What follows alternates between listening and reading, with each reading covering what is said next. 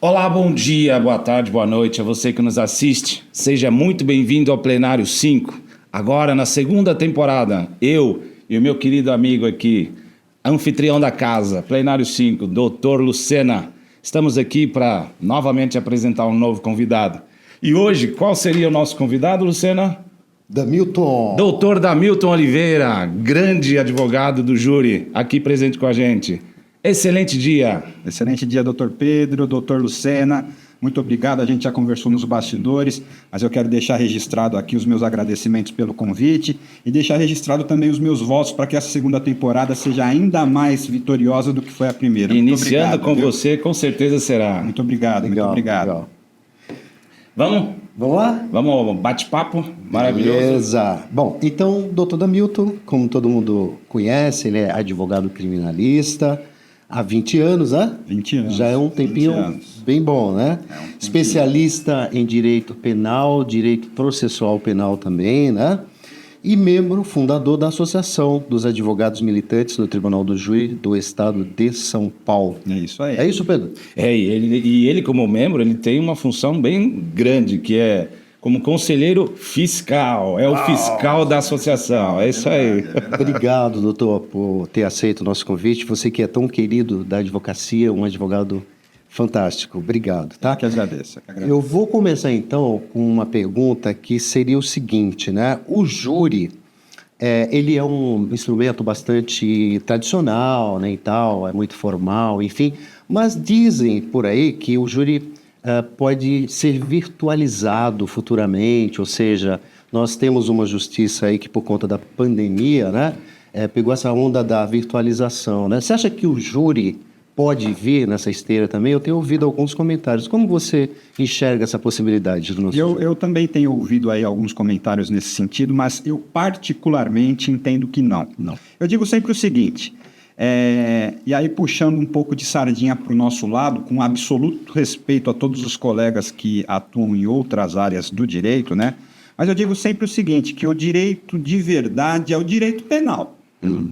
Porque é o direito que chora, é o direito que sorri, é o direito que sangra, né? É o direito em que você tem todas aquelas expressões inerentes àquilo que está acontecendo naquele momento e que uma virtualização daquilo faria com que tudo isso terminasse, né? Eu digo também o seguinte, o jurado ele está ali para julgar munido de uma única arma.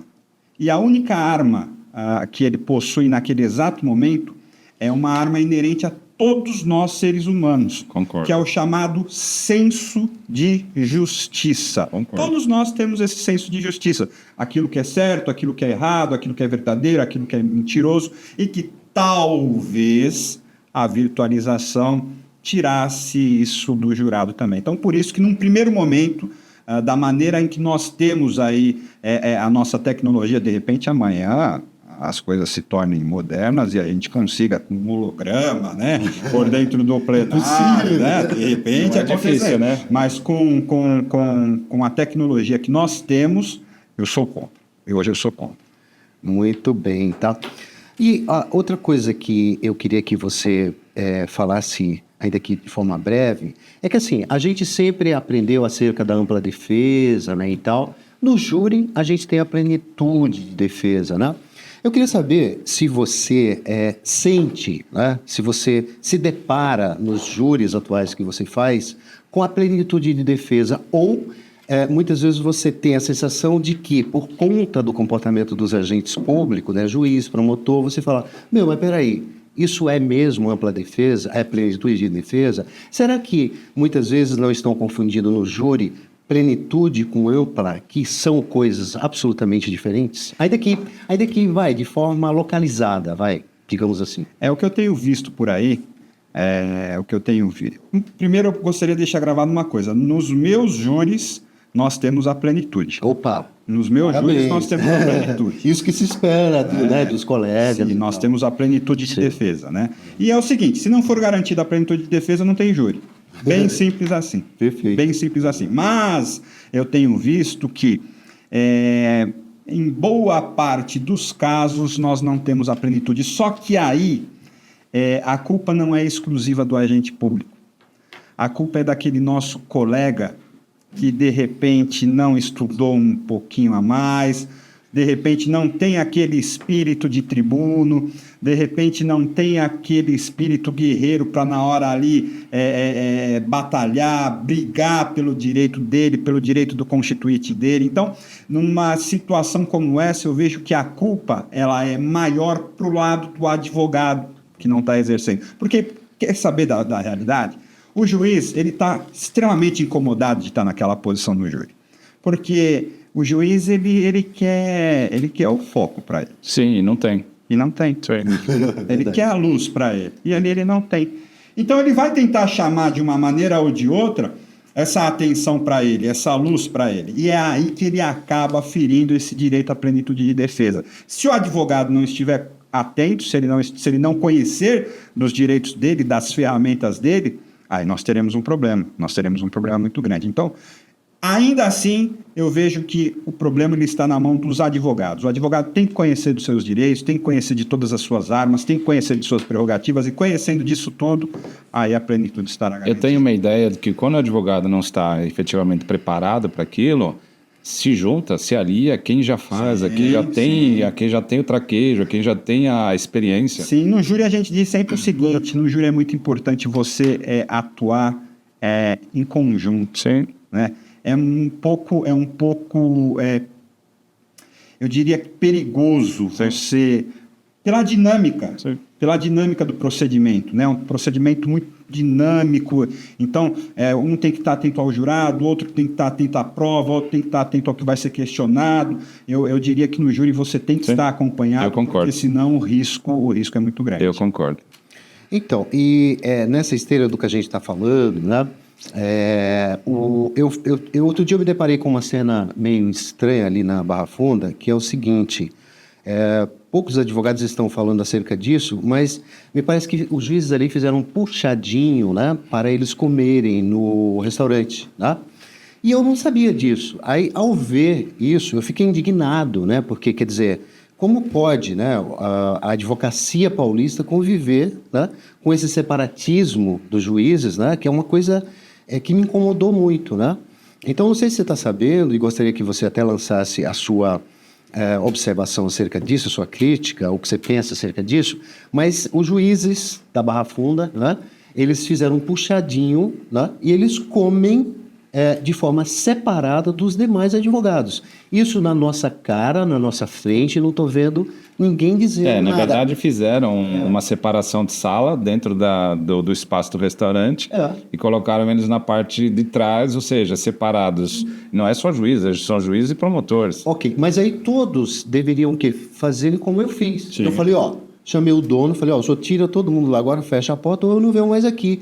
Ah, não, mas não sei o que. Eu falei, então o senhor me risca aí. Eu levo o meu lanche agora, né? E não pego sequer uma água dele. Ah, o cara não tem culpa, não sei o que. Não tem culpa. Eu acho que a gente deveria ser contundente em relação a isso e não pegar mais nenhuma água lá. Deixo aqui isso registrado. Queria saber se você acha correto esse procedimento do restaurante e do fórum. Eu penso que isso que está acontecendo no restaurante, não sabia, soube agora.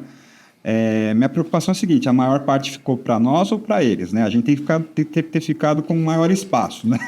Eu não entrei lá, mas eu acho que eles devem ter ficado com 30%, 40% do espaço. Eu penso o seguinte: isso é reflexo do que acontece no dia a dia, nos corredores e nos gabinetes ali do fórum, né? Não só do fórum criminal, mas a gente tem notícias aí de que todos os fóruns Brasil afora. Isso é reflexo, é aquilo que nós estávamos falando aqui agora há pouco.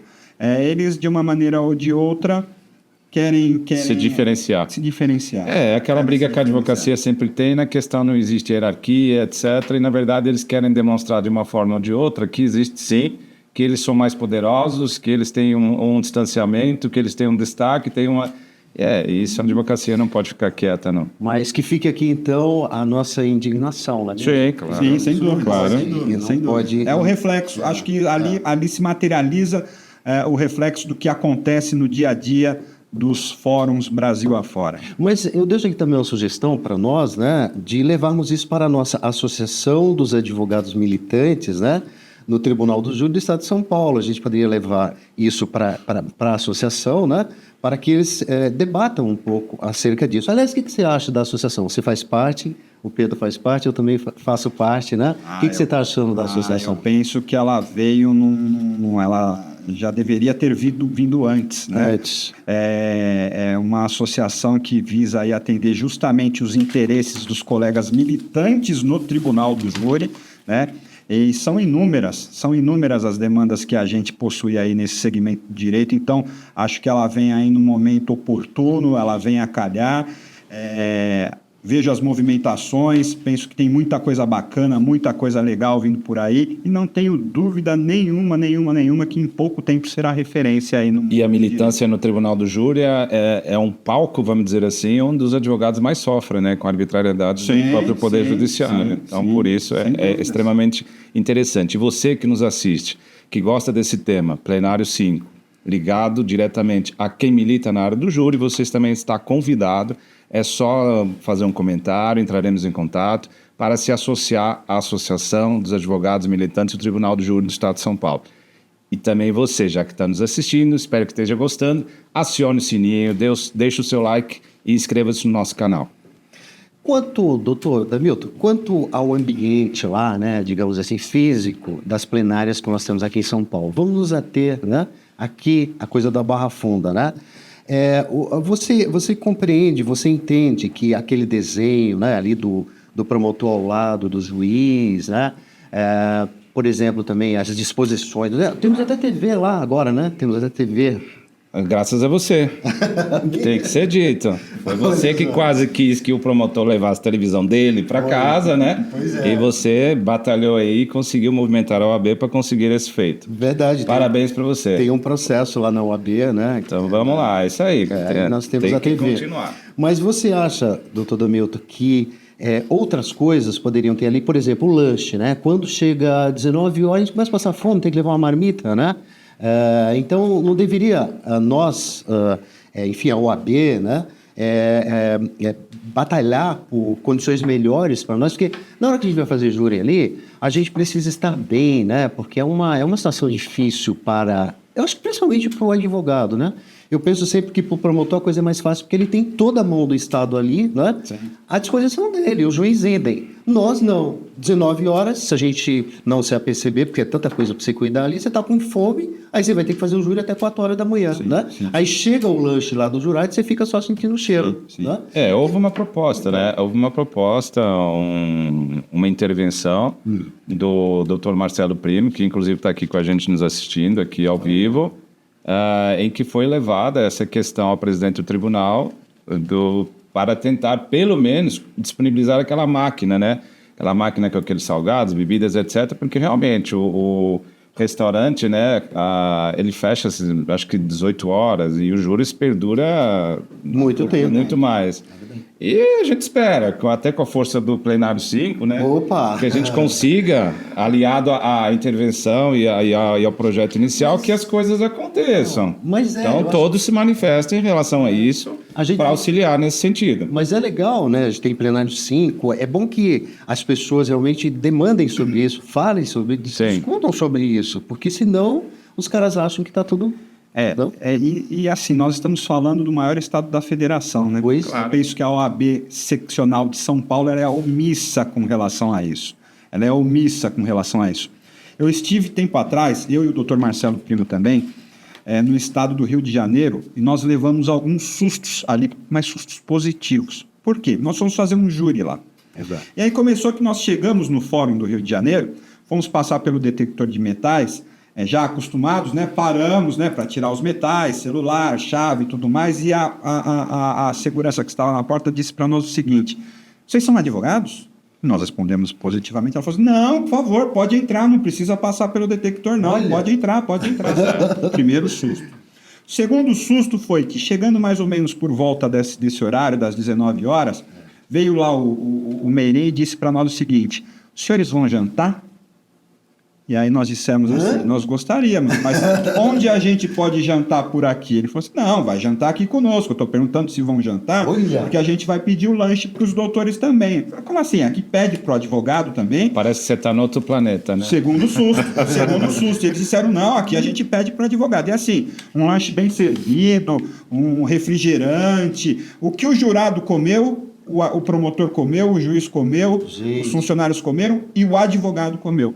Né? Então, assim, não é uma coisa muito difícil de se fazer.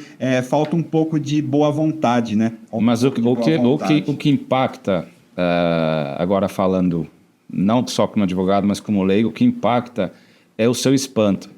O espanto que efetivamente você chegar lá e falar, meu, peraí, onde eu estou? Eu estou no mesmo país, mas assim, em São Paulo, nada acontece nesse sentido.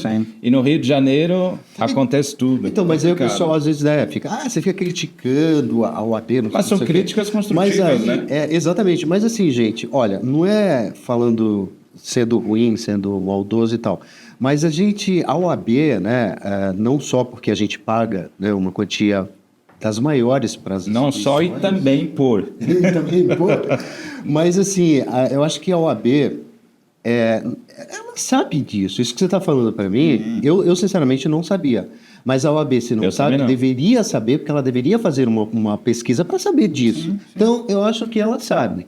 Né? E não toma uma atitude dessa porque é tão barato fazer isso. Gente, é ridículo o valor que você paga. E outra, deixa eu só fazer uma observação. E outra, nós estamos falando da OAB de São Paulo, é a seccional que mais arrecada no Brasil. Opa. Ou seja, temos mais de 500 mil inscritos. Bem, teremos 400 mil ativos, não é só com isso, mas mesmo assim, se nós temos 1 milhão e pouco no Brasil inteiro, sendo que praticamente quase metade é aqui... Então, já que a gente está falando de arrecadação da OAB, vocês já imaginaram quanto a OAB não arrecada no exame de ordem? Sim. Isso aí nem dinheiro. Quer fazer menos? Quer fazer uma conta menor?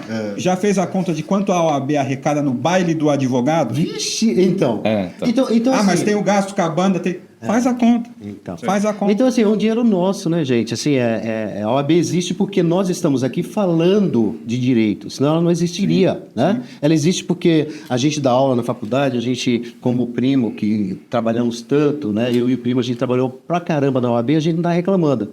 A gente aprendeu, a gente ajudou o colega e por isso a gente é feliz em ser advogado, né? Sou advogado, não faz nada pela sociedade nem pela classe, né? Mas a gente fez e faz muito, né? Sim. Mas é isso. Então, assim, eu gostaria de perguntar para você o seguinte, mudando... Eu pensei que era para mim. Ele pôs o braço aqui, eu falei, lá vem bomba. Lá vem bomba. Perguntar para você, mas você também pode opinar, que é o seguinte, o sigilo das votações, isso talvez soe mais como uma provocação, né? Eu acho que não deveria haver, né? Porque a gente começa a fazer júri e a gente começa a fazer determinadas críticas e achar determinadas coisas, né?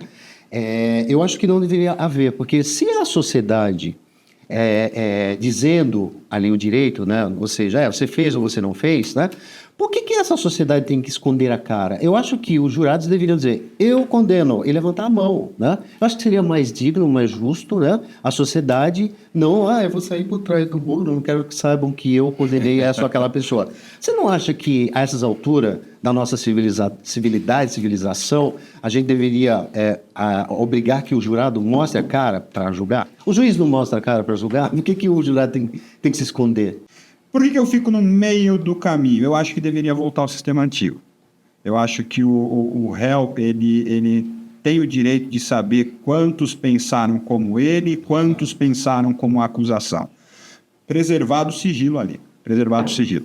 Porque uma coisa é o cara do feminicídio, né? O cara do feminicídio foi lá, matou a mulher, tudo mais. Outra coisa é aquele cara que é faccionado, que tem ali um problema maior, que inflige um medo maior. Então, mas esse tema é muito bom, Lucena, Pedro, pelo seguinte motivo. Eu estava analisando isso, nós estivemos num júri, hoje é quinta-feira, nós estivemos num júri na terça-feira, anteontem, de um processo desmembrado em que eu atuo, então nós fomos até lá para acompanhar um dos julgamentos. Eu estava avaliando os jurados que estavam sentados ali, a postura, as reações. Meus amigos, tinha que haver alguma coisa para preparar esses jurados. Tinha uma senhora ali, que a cada palavra que o promotor falava, e a irmã da vítima que chorava, ela só faltava sair dali e dar um abraço. Ela chorava no conselho de sentença ali. A mulher chorava no conselho de sentença. E eu fiquei pensando o seguinte, será que esse sistema que nós temos hoje, de eu mandar uma cartinha para você, falar, olha, você está convidado obrigatoriamente a ser um jurado aqui, será que só isso basta? Será que nós não teríamos que ter um preparo, né? Isso, justamente, uma preparação, explicar. Eles ficam muito condicionados àquela figura do promotor sentado ao lado do juiz, portanto, o promotor claro, aqui e ao está lado certo, deles, né? E a maioria ao lado deles também. Sim. E o inimigo está sentado de frente para nós, que somos nós, os advogados, né? Será que não teria que explicar melhor para eles como é que funciona isso, o porquê das coisas, né? Então, a sua questão, eu vou um pouquinho além. Eu acho que a gente deveria ter um preparo maior com relação aos jurados. Muito né? bom. O tribunal dá um curso, faz alguma coisa, mas preparar melhor os jurados. Né? A ferramenta é aquela que nós já falamos. Eles já têm, que é o senso de justiça, que todos nós temos. Né? Mas, respondendo a sua pergunta, eu fico no meio do caminho. Eu acho que não deveria dizer, mas que deveriam se abrir todos os votos para que o réu tivesse ali tenha uma noção do que quem votou com ele e quem votou contra ele. Existe um outro sistema que seria por unanimidade, né? Que é mais o sistema americano, etc. O que você pensa sobre isso também? Não, o sistema americano eu já também não concordo. Eu não concordo. Eu acho que é assim, acho que a pessoa ela tem o direito de externar ali o que ela sentiu, né? Qual foi a vontade dela. Eu penso que esse, por maioria, ele é um tanto quanto mais correto. O grupo, né? Justamente. Perfeito. Legal. E o desagravo, né? Você acha que esse desagravo... porque assim, a gente sempre, quando a gente tem um problema na nossa atuação, a gente lembra do desagravo, né? Porque é uma coisa que você leva para a OAB, isso é como se a OAB te desse um abraço, ok, vamos fazer esse evento e tal. Mas esse desagravo, ele demora muito, né? Muito. Mas muito. Então, assim, por que esse negócio demora tanto, né? E se não seria o caso da OAB rever isso? Como que a OAB vai rever isso? É uma lei federal, né? Teria que ver junto ao Congresso, né? Sim. Então, por que a OAB, vendo que demora tanto, já que demora, e isso é notório, por que ela não trabalha em Brasília para que isso saia num tempo menor? Poderíamos trabalhar na questão do desagravo de ofício, né? Então, aí seriam praticamente, se tivesse uma estipulação nesse sentido... Veja só, se a gente está falando da OAB, que é uma classe extremamente a par de como funcionam as coisas, né, politizada, um pessoal que tem muita cultura e tal, a quem interessa essa lentidão? Porque deve interessar alguém, né? Porque é uma coisa antiga, a gente fala disso direto, é a única coisa que a gente tem para ajudar o advogado, para abraçar o advogado, para dizer, olha, tá bom, isso aconteceu, tá aqui o desagravo. Vá pedir um desagravo na OAB e veja o tempo que demora. O desagravo, eu penso que é algo para inglês ver. Pois é. Nosso desagravo, o modelo do nosso desagravo é para inglês ver, né? Um outro ponto é que a advocacia, ela reclama tanto da morosidade dos processos e dentro da casa dela ela age da mesma maneira. Da mesma maneira. Da mesma maneira com a morosidade dos procedimentos de desagravo. Verdade. Outra coisa que eu discordo absolutamente do procedimento atual. Venha aqui na casa da advocacia e nós vamos desagravar você aqui dentro. Desagravar aqui dentro com os meus pares? Que me interessa isso? Fazer deixar o coração quentinho ali? Não. Tem que ser desagravado onde o negócio aconteceu. Foi no fórum? Porta do fórum. Claro. Microfone aberto, falando para o juiz ouvir. Foi na delegacia? Porta da delegacia. Microfone aberto, para o seu delegado ouvir o que aconteceu. Aí sim é um desagravo. Aí sim é um desagravo de verdade. E pautado numa celeridade procedimental. Isso tem que correr rápido. Né? Eu tive a oportunidade de ser desagravado no ano de 2012 e fui desagravado de ofício. O meu foi muito rápido por conta desse formato. ter sido desagravado de ofício. Mas eu sei que se não fosse daquela maneira... O meu demorou 6 anos. Por isso que eu estou indignado. E a advocacia aqui. que levanta a bandeira falando que o processo no fórum não anda. Mas dentro da nossa casa não está andando também? Que exemplo é esse? E pior que o promotor, né? Tava já dando palestrinha na OAB. Eu falei, como assim? Então, são umas coisas meio doidas, assim, né? Essa é outra coisa que eu discordo também. Acho que a gente tem advogados tão qualificados aí que a OAB não precisa ficar colocando juiz de direito, promotor de justiça, delegado de polícia dentro da nossa casa para ensinar o que a gente tem ou deixar de fazer. Perfeito. Entendeu? Quem tem que ensinar é o advogado. Mas Até mesmo porque eles dão pouco espaço pra gente. Mas a seu ver, vamos lá, esse é um ponto, vou pegar esse gancho. A seu ver, por que você acha que a OAB faz isso? Uma questão de politicagem, uma questão de interesses pessoais? O que você acha que pode ocorrer nesse sentido? É um mix. É um mix de politicagem, sim. É um mix de interesses, sim. Né? Eu penso que é um mix. É um mix disso tudo aí. E assim, e esse interesse das pessoas que estão sentadas nas cadeiras, lá de cima. Claro. Né? E aí acaba prejudicando a gente que está aqui embaixo. Totalmente. Verdade. Mas ainda bem que existem advogados como nós que vão aí e militam por isso, né? Não, e a gente é isso que a gente tenta passar com o Plenário 5, para você que nos assiste, é isso. É que você pode fazer, não depende só de uma instituição, se você é advogado, você também pode fazer, aliado, muitas das vezes com as associações de classe, aliado com muitas das vezes o seu colega, com o seu sócio, com o seu parceiro, é isso que tem que fazer. A gente tem que pensar assim, que cada um de nós, cada advogado é a OAB. Sim. A gente não tem que esperar da OAB. A OAB somos nós, né? Então, se o advogado pensa assim ou assado em relação a qualquer tema, tem que registrar isso e, né, levar para a classe e discutir tudo isso. Sim. Aliás, fazer a OAB, né? Porque a OAB, quando eu estou falando, somos nós. A OAB somos nós, gente que está lá, né? O advogado que deveria estar fazendo alguma coisa. Né? Agora, voltando um pouco na coisa do jurado, né? Como é que você escolhe um jurado? Você olha na cara deles lá, por que você escolhe B e não A?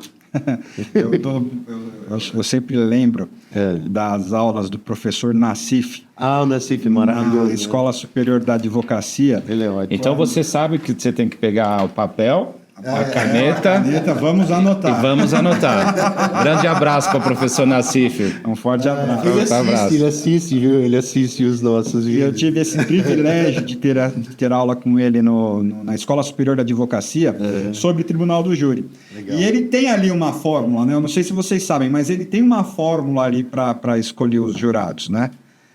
Ele diz, por exemplo, ele ensina, por exemplo, que você nunca deve escolher uma pessoa de origem oriental. Porque o oriental ele é uma pessoa ali muito correta, muito centrada e que talvez não trabalhe com aquela questão ele falou isso, da emoção, ainda que numa pitada que você precise ali naquele momento, né? Então ele tem ali um roteiro. Eu particularmente escolho pela causa, né? É pela causa. Então nós vamos analisar ali aquela regrinha básica, né? A vítima é uma mulher, então meu conselho tem que ser de homem, né? Então, com base na causa, a gente tenta traçar um perfil ali do conselho de sentença. Nós estávamos comentando, a gente atua bastante em casos de torcidas organizadas, né? Eu estava até comentando uma ideia brilhante que o Dr. Marcelo Primo deu, é que em casos de torcidas organizadas, naquela ficha que nós recebemos, com os nomes e as profissões dos jurados, deveria vir qual time que a pessoa torce. Claro. Já pensou? Claro. Eu pego um torcedor de um time oposto ali, fervoroso. Sim. Está comprometido, né? Está comprometido. O que ocorre aí é que, assim, quando eu tenho essa necessidade de fazer isso, eu peço para o juiz, só que o juiz indefere. Outro dia indeferiram lá um monte de coisa e tal, e eu fiz de propósito, né? Todo jurado eu fazia. Mas já perguntou, excelência? Mas eu vou perguntar de novo, é proibido? Não, a senhora, eu pergunto de novo, a senhora indefere. Ela indeferiu tudo, né? Aí eu entrei com recurso, porque ficou registrado isso. E o próprio tribunal falou, assim, não me deu ganho de causa em relação a isso, né? Mas a gente pode, aquelas informações que vêm lá, você fala, olha, eu queria saber que time que ele torce. Só que você vai ter a problemática do juiz indeferindo. Aí eu... Mas aí tem um justo motivo. O doutor Damir está falando, é um justo e belo motivo. Claro, porque então, existe uma competição muito grande na questão. Neste ponto, eu já penso que a justiça americana age corretamente. Porque vocês sabem que antes do júri, lá nos Estados Unidos, é feita uma reunião exclusivamente para a escolha dos jurados. E aí existem grandes escritórios lá especializados na investigação dessas pessoas, trazem ali um briefing completo de como é que é, quem é a pessoa, como... Aí sim, porque é muito sério, né? É uma coisa muito séria. Tem que ter uma conduta ilibada. Eu estou escolhendo 7 pessoas que vão decidir o futuro daquela outra ali. Então eu tenho que ter carga máxima de informações ali para que eu não tenha nenhuma espécie de problema, né? Hoje em dia, no sistema que nós temos ali, nós procuramos ali escolher com base na causa. A gente faz ali um raio-x do que a gente pretende e aí vamos contar com o sorteio na hora, né? Beleza. E as polêmicas são grandes, até porque o risco é muito grande do advogado que milita na área do júri, né? Nós temos aí vários casos de advogados que têm sido mortos... Sim. Ou seja, tivemos um caso recente de um parceiro nosso também, do Mauro Ribas, que sofreu um atentado. É aquela velha história. Tem gente que fala, mas será que foi relacionado aos casos que ele atua ou será que é uma questão pessoal? Independente disso, ser ou não ser, a gente não sabe, mas que existe e que houve um fato bem próximo a um acontecimento que ele deu uma reportagem e ato assim, contínuo e bem rápido aconteceu o que aconteceu. Então, o risco é muito grande para os advogados que estão aí. O que você acha sobre isso? Eu penso o seguinte, o advogado, assim como qualquer ser humano que quiser, tem o direito de se defender. Claro. E qual que é o direito e qual que é o meio que a gente pode dispor para se defender? É o porte de arma de fogo, não tem outro. Não adianta eu andar com Você acha que isso resolve? Eu acho que é assim. Inibe, você acha? Inibe.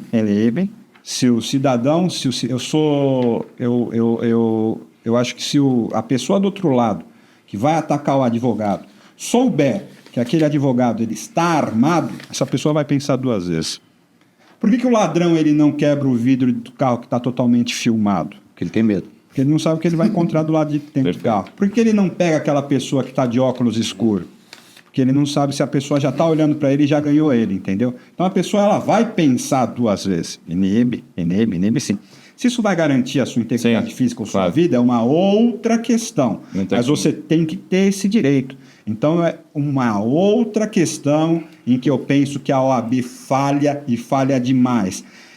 Aqueles da OAB, dentro da OAB, que falam que são contra o porte de arma de fogo e se dizem advogados criminalistas, na verdade são aqueles que estudaram nessas faculdades graduadas que morrem de medo de entrar num CDP.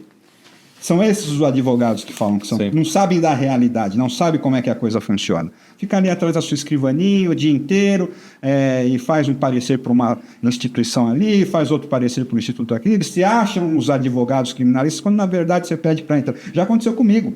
Uma vez um desses advogados, o Dr. Marcelo Primo também estava comigo. Primeiro DP de Santos. Nós chegamos para requisitar um cliente junto à carceragem e esse advogado falou assim, eu não gostaria muito de entrar porque eu não tenho essa expertise meu negócio é mais... Esse aí que é contra o porte de arma de fogo. É esse que não está na lida, que não está atrás do front, que é contra o porte de arma de fogo. Então, acho que sim, a OAB deveria agir mais para que fosse garantido o direito ao advogado se defender. O juiz não tem? O promotor não tem? Não existe a isonomia entre nós? Então, acho que está fácil, né? Aqui em São Paulo, eu tinha estudado um tempo atrás sobre isso, aqui em São Paulo teve um projeto de lei que foi aprovado em primeira e segunda, só que simplesmente não foi sancionado. É porque dizem que a questão é de âmbito nacional. É no âmbito nacional, mas teve. Sim, não. Mas acho que também parou nessa discussão, né? A coisa surge e discutem. Não, aí tivemos depois, eu acho que voltou isso em discussão com o presidente Bolsonaro, acho que na época ele voltou a falar sobre isso, essa questão para os advogados, e aí acabou... Tá, só complementando uma coisa que a gente já falou, mas assim, juro que eu não vou mais falar disso, até mesmo para não ficar criticando os coitados dos promotores. O desenho do júri, né? O desenho do júri. Você acha que o promotor, tá, não deveria ficar ao lado dos advogados ali? Né? Tenho certeza.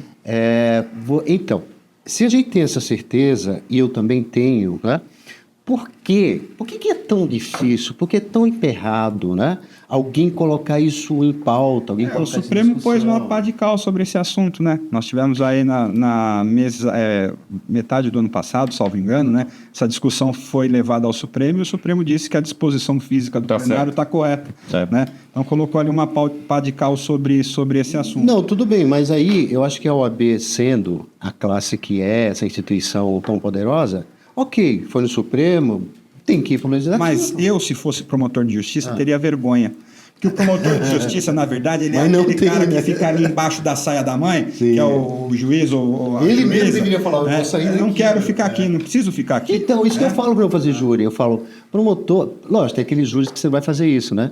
Mas tem grande parte dos meus júris, eu digo isso, promotor, vem sentar ao meu lado. Claro, já começa uma briga e tal. Né? Sim. Mas deveria, o que você está falando, meu. É feio, pode, é feio. Não, mas tem é gente que feio. não conhece que fala isso que o Damito falou mesmo. Fala, tem um secretário e um assistente. Então. Depois que se apresenta como promotor, para quem não conhece, depois que se apresenta como promotor é que a pessoa fala, ele é o promotor. Sim. Mas a primeira coisa que você fala é meu assistente, meu assessor e a secretária ali que vai redigir os termos. Sim, é isso aí. Então, nessa mesma linha, eu sei que ele vai rir, mas o crucifixo, você acha que é possível nos dias atuais, com toda essa Não. discussão que a gente já fez acerca disso, a gente conviver com o crucifixo? Eu não tenho nada contra o crucifixo, também não. mas eu acho, me incomoda, né? Porque eu não sei se o meu cliente, às vezes ele, coitado, chega ali algemado, subjugado pelo Estado e tal, e ele é obrigado. Então, eu acho que assim, tem aquela parede lá. Ok, vamos colocar então todos os símbolos de todas as religiões, e não de uma só, né? Até mesmo porque é uma questão jurídica. Me parece que o STF já decidiu acerca disso, mas a meu ver, né, é de forma equivocada. Porque se o nosso país é laico, não tem que ter... Mas aí você falou que eu ia rir, né? Mas aí eu vou falar de uma outra perspectiva. Aí se você fala, Excelência, você quer que retire o crucifixo, aí os jurados, a minha perspectiva, numa descontração aqui. Aí o jurado vai falar, tá, então ele está defendendo Satanás, por isso que ele não quer o crucifixo. Então... Exatamente, por isso que o Estado deveria, sabendo dessa possibilidade, não me colocar nessa situação. Sim. Porque ele me leva a ser covarde. Eu não vou reclamar, porque senão isso e tal. Tudo já é difícil no júri. Custa facilitar tirando o crucifixo? Grande parte dos juízes já faz isso, né? Mas alguns deixam lá e eles fazem todos também. Só falta fazer o ritual do catolicismo. Eu também não tenho nada contra, nada contra o crucifixo ali. Mas, estando num Estado laico, eu acho que não deveria ter. Eu acho que não deveria. Não deveria ter, por uma questão de lógica, Sim, né? sim. Como é que você vai numa sala de aula dizer isso pro aluno que te pergunta isso, né? O cara fala, mas tem lá, não sei o que, não é laico. Você tem que dar uma resposta, com um nexo. Sim, né? sim. Sabe uma coisa que a gente pode perguntar para o doutor Damilton, que é interessante? A questão da eterna culpa. Nós temos Eu pensei que ele fosse perguntar assim, já faz muito tempo que você já ficou rico no júri? Quem sou eu? Mas não foi aí, isso. as evidências então, basta só seguir ele no Instagram e a gente já acompanha todas as viagens internacionais que ele faz. Então faça isso. Então, a eterna culpa. Nós tivemos a pessoa que foi condenada, foi julgada, foi condenada e cumpriu a sua pena. E aí nós temos uma dificuldade da sociedade entender que houve cumprimento da pena. E na ressocialização, voltar a trazer aquele que cumpriu a sua pena para o seio da sociedade, aí nós temos essa dificuldade. Eu vou dar um exemplo muito recente, a gente sempre usa muito esse exemplo. Tivemos aqui o Dr. Nassif, que nos deu eternas aulas aqui, e que ele foi advogado da Suzane Ristoff. E matéria agora recente, tivemos uma informação de que ela tinha se mudado para Águas de Lindóia e a população lá dos seus 18, 19 mil habitantes está num reboliço danado por conta disso. Uma pessoa que cumpriu a sua pena, que está solta, ou seja, por que você acha que é tanta dificuldade da sociedade? É uma questão cultural, uma questão... O que você acha que é? Absolutamente cultural, né? Absolutamente uma questão cultural. Essa mesma sociedade que diz o seguinte... tem que ir para a cadeia e na cadeia não tem que ter comida, não tem que ter colchão, não tem que ter nada. É a sociedade que vai reclamar desse preso quando ele sair da cadeia e vai ter medo dele. Mas espera um pouquinho. Quando você o prendeu, ele foi processado, ele foi julgado, ele foi condenado e foi inserido num sistema penitenciário para cumprir a pena dele. Você dizia que ele não tinha que ter nada, que ele não tinha que ser ressocializado. Por que você está reclamando agora? Nosso país não tem prisão perpétua, não. Ele vai sair mais dia, menos dia. Sim, Ele não vai dever nada para a sociedade. Sem ele dever cumpriu. absolutamente nada, nada. Porque assim, eu sempre falo isso, às vezes até em sala de aula, o pessoal fala, né, não é proibido matar. O Estado brasileiro não fala não mate. É assim, tipo, quer matar, mate, só que tem um preço. Você nunca vai achar lá. Você vai achar na Bíblia, talvez, não matarás, não sei o quê. O Estado não fala não mate. Se você quiser matar, mate. Agora, tem um preço. O artigo, né, é de 6 a 12 a 30 anos e tudo mais. Né? Então é isso. Está posto. Quem quiser pode o que acontece é que esse assunto, o assunto preso, o assunto cadeia, não dá voto no nosso país. Não dando voto, ninguém se interessa. Ninguém se interessa. Né? A pessoa fala assim, 30 anos de cadeia, nossa, mas é muito pouco pelo que ele fez. Você lembra o que você fez há 30 anos? Não lembro. Porque faz tempo pra caramba já. Faz tempo pra caramba, entendeu? Então, assim, eu acho que a sociedade ela tem que começar a se importar um pouco mais com essas questões penitenciárias, ciente de que aquele preso, mais dia menos dia ele vai voltar. E como disse o Lucena, vai voltar com a conta paga, sem dever nada para ninguém. Né?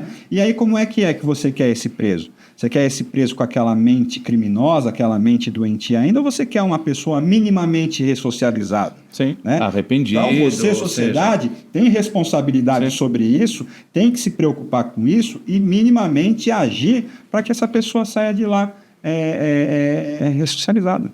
Né? Ressocializado. Então, eu acho que é cultural. Mas torna-se uma hipocrisia, porque vamos lá, beleza, você faz o pré-julgamento, você faz o julgamento e você faz a decisão final.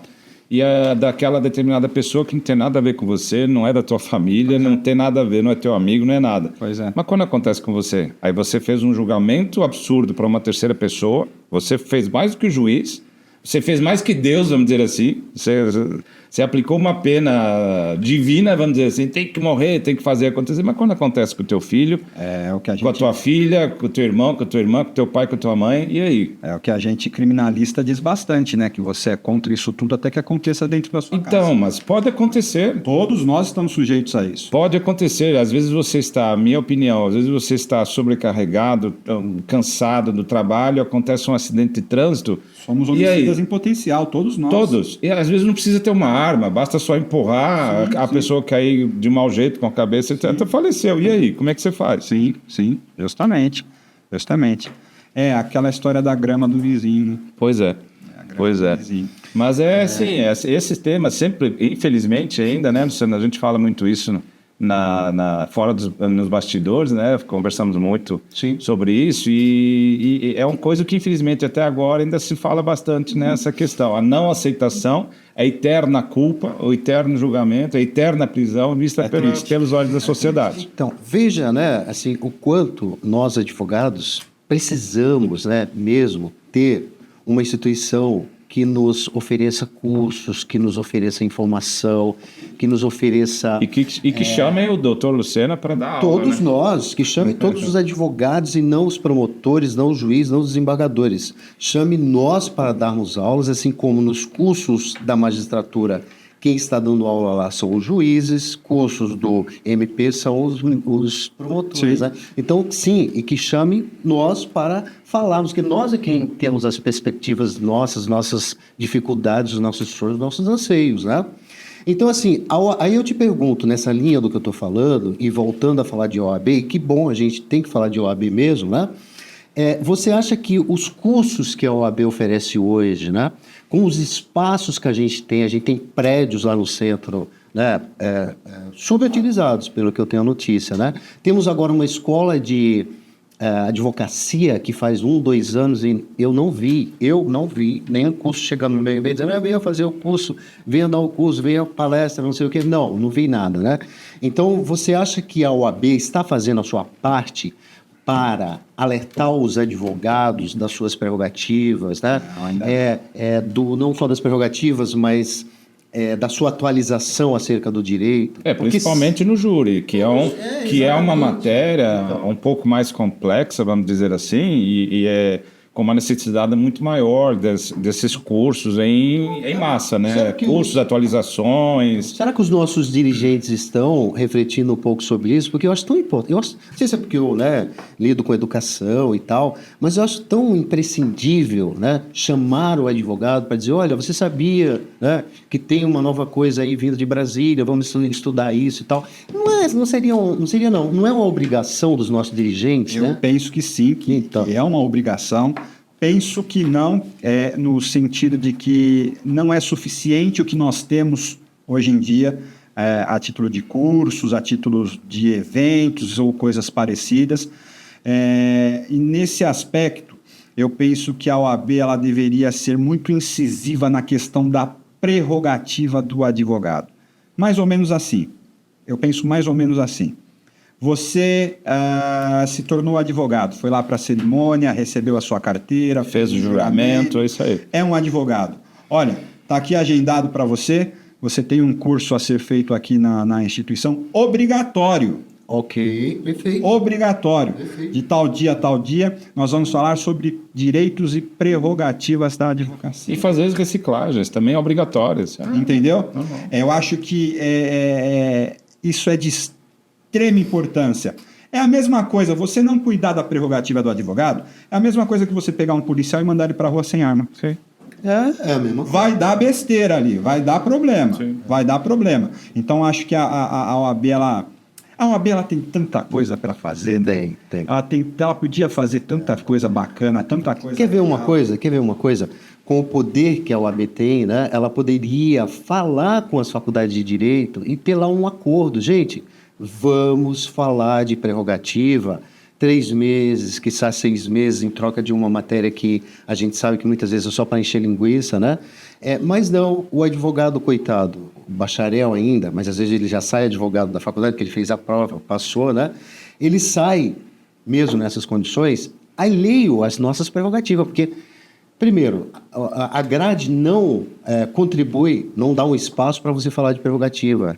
Só se você teve aula com um advogado atuante, quiçá o cara falou de prerrogativa. Se não, você chega no mercado aqui tendo a certeza de que o promotor e de que o juiz que nós somos ralés. Sim. Agora, eu te pergunto, será que a OAB não sabe disso? Sabe. E se ela sabe, por que ela não está indo às faculdades? Para falar disso, gente.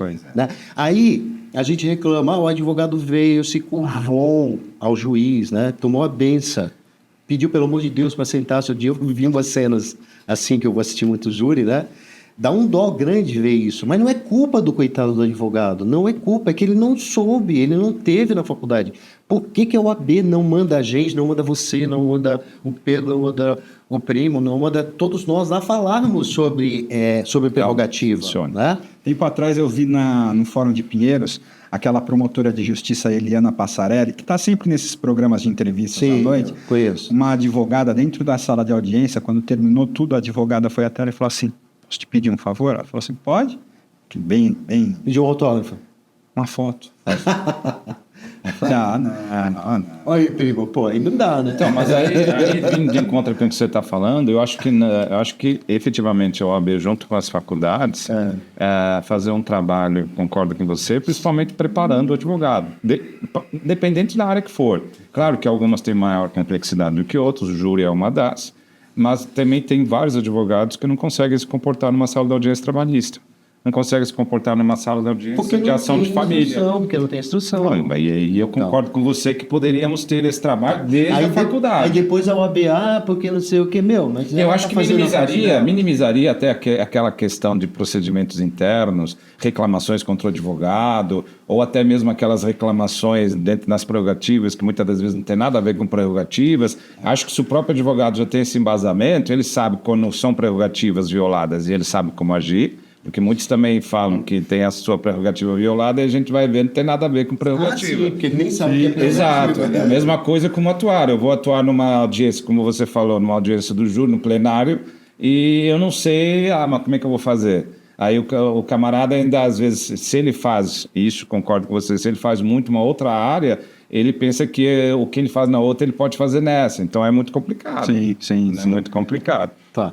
E assim, sendo objetivo, sim ou não? No júri você usa o coração ou a razão? Mas aí você tem que colocar aqui os fones aqui, sim ou não?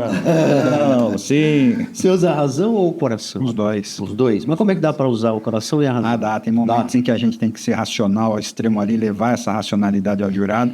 E tem momentos que você tem que ler ali a sentença de Jesus Cristo para ele, para tocar ele no coração. Mas é sempre uma caixinha de surpresa. Sempre. Já teve casos em que a gente, por exemplo, escolheu, traçou ali qual seria o conselho de sentença ideal, e na hora do sorteio deu tudo errado. Então, 7 homens deram 7 mulheres. E a sentença foi positiva para nós, a decisão foi positiva. Sabe o que eu tenho percebido? Eu tenho percebido que, dependendo do tipo de crime, né, que você esteja ali defendendo, a forma do crime e tal, você tende a perder ou ganhar dependendo do que a imprensa está falando, né? Sim. Eu percebo que, às vezes, eu não assisto novela, mas aí você lê, né? Tá passando, você sempre sabe que tem uma coisa, alguém matou, não sei o quê, uma coisa em destaque na novela, né? Aí eu percebo muito que, de acordo com como está a programação da novela, o que o William Bonner está falando mais, não sei o quê, parece que a decisão do jurado, ela vem numa esteira, né, do que a imprensa vem falando, né? Eu percebo muito isso. O pré-julgamento é a força da mídia. E a Isso gente sabe. A gente tem que discutir muito isso, porque às vezes não é interessante que o seu cliente seja julgado agora por conta de um tema que estão discutindo mais, né? Sim, estratégia.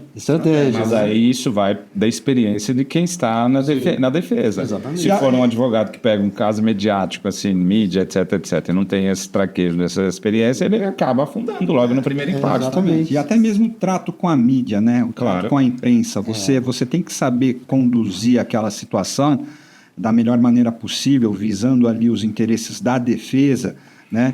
Já aconteceu casos midiáticos, por exemplo, de nós tomarmos conhecimento, casos da gente, tomar conhecimento de resultado de busca e apreensão pelo Cidade Alerta. Pô, mas o delegado não me avisou e...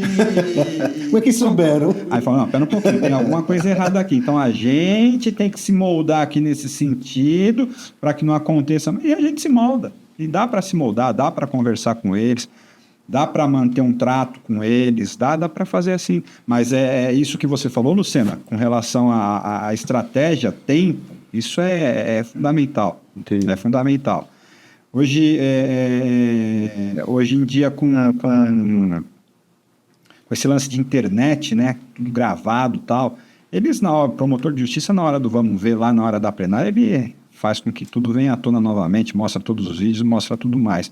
Por isso que eu penso que o trato ali no momento em que a coisa está acontecendo é muito importante para que você minimize aquilo o máximo possível, né? Tá. E a coisa teve uma agressão, né, que a gente falou, mas muito passando aqui em relação a você, né, no júri, o pessoal. Você poderia fazer uma síntese? Na verdade, não foi no júri. Não foi no júri? Não, na verdade, não foi no júri. Na verdade, eu estava atuando pela Comissão de Direitos e Prerrogativas como assessor. E aí, numa sexta-feira, chegou para nós um caso de um advogado que tinha sido intimado por um delegado da Polícia Federal para que comparecesse na segunda-feira na Polícia Federal e apresentasse o endereço do cliente dele, sob pena de ser processado pelo crime de ser indiciado pelo crime de falsidade ideológica. Ele foi até nós e falou assim: não estou entendendo. Eu juntei a procuração desse cliente há anos, está aqui o endereço do cliente na procuração, agora o delegado, depois de anos, foi lá no endereço, não achou o cliente, e disse que se eu não informar um endereço novo, eu vou ser indiciado pelo crime de falsidade ideológica. Olha, que mudança na lei. Não estou entendendo. Fizemos um habeas corpus, pedimos um salvo-conduto no sentido de que o advogado não fosse indiciado, o tribunal deu para nós, na segunda-feira nós fomos até lá falar com o delegado. Doutor, o senhor já está sabendo da decisão aqui do o senhor está preso? Corpus? Não estou sabendo de nada, não. Tá. Não, então, por favor, Então, está aqui a decisão. Aí ele leu, falou assim para nós: não, tudo bem, então não é para indiciar? Tá bom, aguarda um pouquinho aí. Aguarda um pouquinho, talvez ele vá ouvir declarações, ou sei lá o que ele vai indiciar, ele não vai, né? Aí ele veio e falou assim: vocês estão dispensados, pode ir. Falei, tá bom, o senhor só me dá a cópia da decisão aí, porque essa cópia é da OAB, na verdade, não é nem minha, e eu preciso para juntar no meu relatório e tudo mais. Ele falou, não vou te dar nada, não. Não vou te dar nada. Como assim? O documento era seu? Mas, não, o senhor só tira uma cópia aí, não vou tirar a cópia e não vou te dar nada. Mas, doutor, ele falou, o que você quer que eu faça? Você quer que eu apreenda esse documento aqui, te dê uma cópia do auto de exibição e apreensão? Eu falei, pode ser, faz isso, fica melhor assim, então. É. Falou, então o senhor aguarda lá fora que eu vou mandar essa cópia para o senhor. Talvez que 2 dias o senhor vai embora daqui. Nada, doutor. Aí não, aí... Aguarda lá. Passou um tempo, ele chamou a gente de novo na sala dele. Disse o seguinte, olha, eu estava pensando bem e eu posso indiciar ele sim, se eu quiser. Ah, tá bom. Aí eu não aguentei. Faça. E falei para ele, o advogado estava sentado, coitado do senhor, ele se tremia. Bati no ombro dele e falei assim, doutor, vamos embora. Claro. Aí ele falou, se levantar daí, aí eu falei, o senhor vai fazer o quê? Ele falou, vou dar voz de prisão em flagrante para ele, para o advogado. Ah, pro advogado? Pro advogado. Não, o senhor não vai dar voz de prisão em flagrante para ninguém, não. Ele levantou E vai e eu embora. dei as costas para ele. Quando eu dei as costas, ele pulou pela mesa e grudou no meu pescoço. Pulou pela mesa, grudou no meu... Aí, Já pensou se fosse eu, pequenininho, você assim desse tamanho? Falei, meu Deus do céu. Aí eu consegui tirar a mão dele e tal, o pessoal do... O que está acontecendo? Explicamos o que estava acontecendo. O pessoal dele não acreditou. Falou, foi só isso, pô? Isso tudo por só isso? Acho que ele tinha dormido com o pezinho Aí, de diante fora. disso, veio o desagravo, né? Legal. Bom, então assim, Estamos em reta final. Infelizmente, olha que é rápido demais. rapidinho, né? Mas olha, foi muito interessante conversar com você hoje aqui, doutor Damilton. Muito obrigado por ter vindo, né? Você que é um advogado aí que a gente admira muito, né? Obrigado. Colega nosso. Esperamos fazermos aí muitos júris juntos com o primo, que também é nosso querido amigo, né? Seu amigo também. Enfim, e aí eu passo para as suas considerações finais, depois passo para ele. Você tem que só falar que você que vai pagar o almoço. Não, o almoço, ele é que é cheio da Deixa grana, registrado, sim. tá registrado, para depois você não querer passar a conta para outros. Meu amigo Lucena, meu amigo Pedro, eu quero mais uma vez deixar registrado aqui os meus agradecimentos pelo convite, por esse bate-papo que foi muito agradável. E dizer o seguinte, olha, se a OAB ainda não faz, continuem fazendo vocês. Legal. Que é o que vocês estão fazendo. Faremos nós, É todos trazendo nós. conhecimento, é trazendo conteúdo, é trazendo aprendizado para todo esse pessoal aí, para todos nós. Então, continue e que esse projeto tenha mais e mais vitórias aí durante muito, muito tempo. Chamaremos você mais algumas vezes, pode ficar tranquilo, tá? Contem comigo. Da minha parte também, agradecimento total de estar aqui presente por mais esse júri, por mais essa temporada, segunda temporada maravilhosa, iniciando com uma sim, chave verdade, de ouro, né? verdade. Com o doutor Hamilton aqui, nos prestigiando com seu saber jurídico, com sua personalidade, com seu carisma, com seu brilhantismo. É uma gratidão muito grande. Obrigado. Não estou puxando o saco dele, a gente sabe, você que conhece o doutor Hamilton sabe muito bem do que eu estou falando. E, mais uma vez, muito obrigado por você estar aqui presente. E a todos vocês que nos assistem, todos vocês que estavam esperando essa segunda temporada. Plenário 5 continuará por muitas mais temporadas, tenham certeza disso. Então, por conta disso, querendo seu apoio, acione o sininho, deixe o seu like, se inscreva no nosso canal e comente bastante, porque em cima dos vossos comentários faremos cada vez melhor e melhor esse Plenário 5. Então, mais uma vez te agradeço, agradecemos a todos que nos assistem, fiquem com Deus e até o próximo programa. Obrigado.